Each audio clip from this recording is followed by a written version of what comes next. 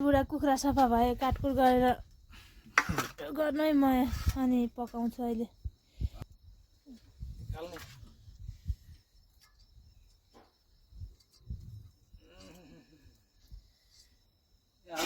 सफा छ नि बनाएको त होइन सफा छ नि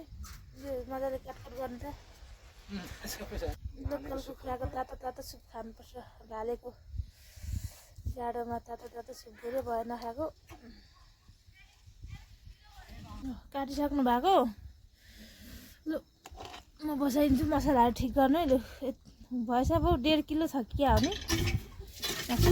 आगो बालेर कराई बसाए फलामको कराईमा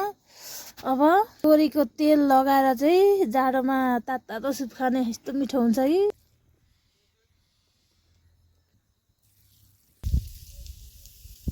उम्रेको हल्का उम्रेको प्याज थियो यो पनि काटेर मैले है मसिनोमा यो पनि लगाएर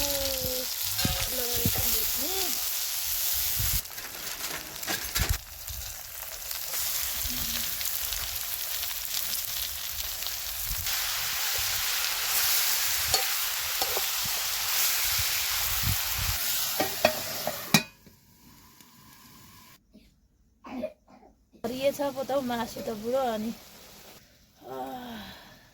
तरकारी उम्ल्यो हाम्रो तरकारी पनि उम्ल्यो अब भात खाने